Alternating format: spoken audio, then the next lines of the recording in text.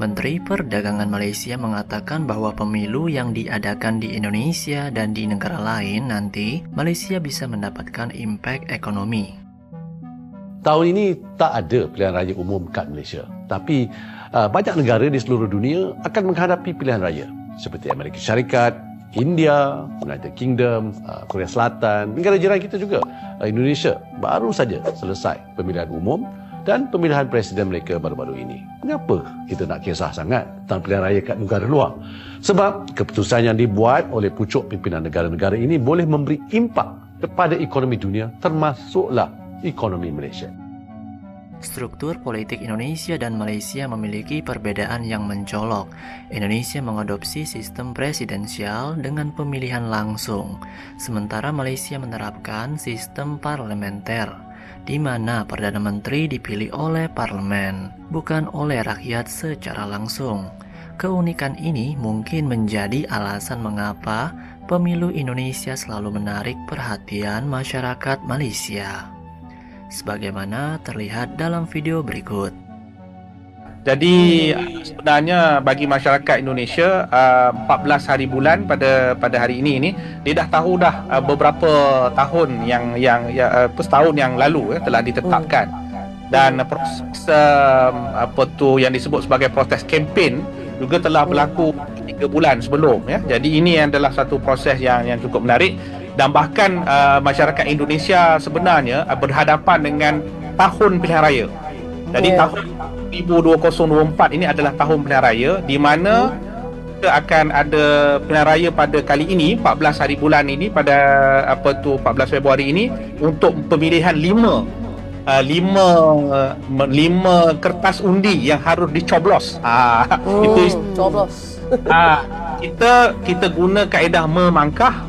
Mangkah, mereka menggunakan paku cucuk dia namakan itu proses coblos. Jadi uniknya kita kalau kita di Malaysia biasa kita pangkah mereka tidak, dipanggil proses mencoblos. Itu maknanya batang paku diberikan pada pengguna cucuk kepada kertas undi yang nak dipilih. Jadi ada setiap orang akan menerima 5 kertas undi. Kertas undi itu adalah pemilihan yang pertama, pemilihan presiden dan wakil presiden, kemudian Dewan Legislatif ataupun DPR, kemudian yang ketiga DPPRD, iaitu Dewan Perwakilan Daerah Wilayah, macam kita negeri gitu. Kemudian Dewan Perwakilan Rakyat Daerah di Perdi Kota, dan juga adalah Dewan Perwakilan Daerah di PPD. Itu dia punya ni. Dan ada satu lagi, sepatutnya dahulu dicadangkan supaya pilihan pilkada ataupun kepala daerah sekali kan. Sepatutnya ada satu lagi. Tapi konsensus akhirnya masyarakat ada juga diputuskan supaya diasingkan pada bulan November nanti. Jadi rakyat Indonesia ni, apa yang berlaku pada hari ini ada mereka memilih untuk 5 kertas undi. Kemudian kalaulah yang paling hangat dibincangkanlah tentang pilihan presiden dan wakil presiden. Kalau presiden dan wakil presiden ini mencapai lebih 51% undiannya, maka tak perlu kepada pusingan kedua. Kalau kurang, maksudnya perlu ada pusingan kedua. Maksudnya pertengahan tahun nanti akan ada pengundian sekali lagi khusus untuk presiden dan wakil presiden, dan kemudian di hujung tahun pula November akan diadakan suara pilkada, itu kepala daerah pula yang gubernur. Dan akhir tahun 2025 barulah selesai semua pilihan raya. Ini adalah yang pertama kali dibuat, yang diistilahkan di dalam Indonesia, pilihan raya serentak. Sebab kalau sebelum ini pilihan raya presiden 1 tahun, tahun berikutnya legislatif, kemudian dia ada setiap tahun itu ada pilihan raya. Jadi kali ini dibuat serentak supaya apabila masuk 2025 itu adalah tahun untuk pemerintahan. Itu uniknya pilihan raya di Indonesia yang berlaku pada hari ini. Dan satu lagi yang saya nak tambah sedikit bezanya dengan di Malaysia, iaitu tempoh pilihan raya. Kalau di Malaysia Kita punya tempoh tu biasanya kita buka dalam 8.30 pagi sehingga pukul 5 petang. Tetapi di Indonesia tempohnya hanya 6 jam saja. Pukul 7 sampai pukul 1. Dan keputusan rasmi sebenarnya yang disebut tadi itu adalah keputusan rasmi ataupun dalam istilah ni ada 3 istilah, ada quick count, ada poll dan sebagainya. Tapi yang rasmi 1 bulan. Nak tunggu keputusan rasmi ni 1 bulan yang rasminya iaitu pada 15 Februari sampai 20 Mac. Sebab proses panjang. Setiap satu TPS tu boleh buat bantahan lagi dan sebagainya. Jadi dia ada proses dari 1 bulan. Malah masa pilihan raya yang lepas disebabkan terlalu tension sehingga kan ada yang meninggal masa belakang. Ada perang. Ada yang sebab proses pengundian dan sebagainya. Protes. Jadi ini antara perkara yang menarik lah sebab pengundi yang cukup ramai 200 pengundi. Bayangkanlah bezanya dengan Malaysia. Perbedaan mencolok antara sistem demokrasi Indonesia dan Malaysia adalah isu sentimen agama dan etnis di Malaysia yang lebih terasa. Sementara itu, di Indonesia isu tersebut kurang dominan. Begini pandangan warga Malaysia terkait hal ini. Tetapi apa yang berbeza dengan Malaysia dan juga di Indonesia yang saya rasa kita perlu pelajari ialah kita tidak mengamalkan budaya politik lama. Maksudnya bermainkan dengan sentimen kaum, bangsa, agama dan sebagainya. Kerana macam yang Saudara Fakhruddin sebut dalam jawapan awal beliau kepada soalan kepada moderator tadi, ialah apabila generasi muda ni dah mula membahaskan soal dasar.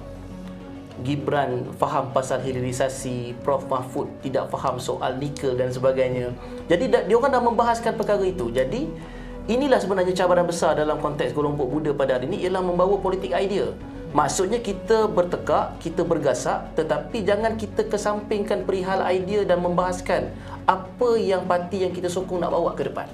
Ketimbang kita membincangkan parti ini membawa bangsanya apa ataupun agamanya apa, kita kena tinggalkan. Dan menariknya, walaupun Anies ini dilabelkan dengan politik identitas usai kemenangan beliau di dalam pilihan raya Gubernur pada 2017, itu tidak melekat pada beliau dalam pilihan raya pemilu kali ini.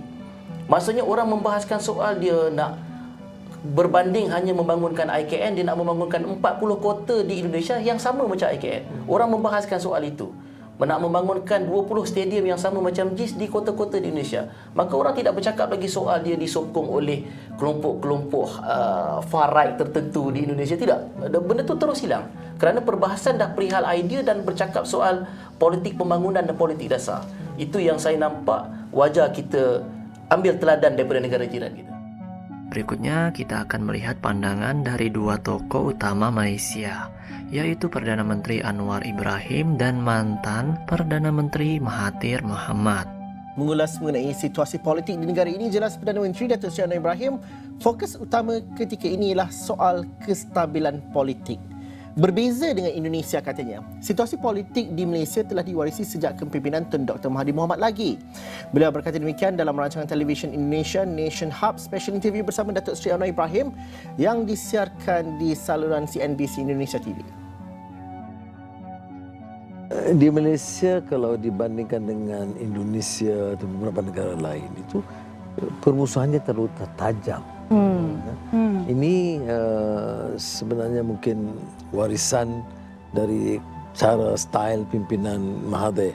Siapa yang tidak dukung dia itu musuh dan mesti tangkap atau di apa-apakan begitu ya. Dan ini terus berkembang sehingga sekarang. Ya. Tetapi alhamdulillah sekurang-kurangnya cepat kita memikir soal negara, soal masa depan, soal kestabilan politik. Jadi untuk kita membentuk koalisi dengan prinsip ini, tata kelola, tolak rasuah atau korupsi, itu bila disepakati itu diterima. Dan saya ada dukungan 2/3 majoritas. Jadi cukup untuk mentadbir dengan tenang. Jadi mudah-mudahan rakan-rakan di oposisi itu tidak terlalu mempertajamkan. Dan saya juga minta mereka hindari ini kenyataan menghukum orang, kafirkan orang. Itu kalau itu diringankan, jadi kita boleh berdialog dengan baik. Saya berpendapat bahawa demokrasi berjalan dengan lebih baik sekarang sejak Presiden baru, dan saya yakin rakyat Indonesia faham selok-belok demokrasi, dan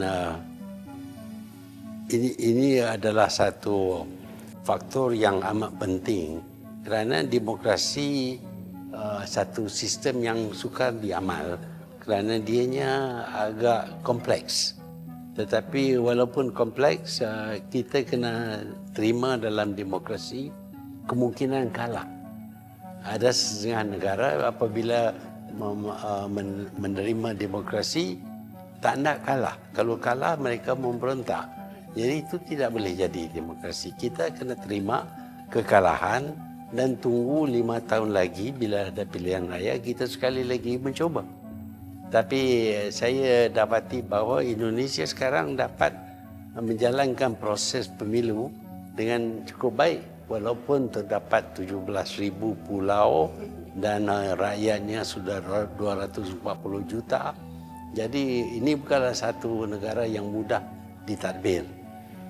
Tapi kita di Malaysia sebuah semenanjung dan pulau Borneo saja.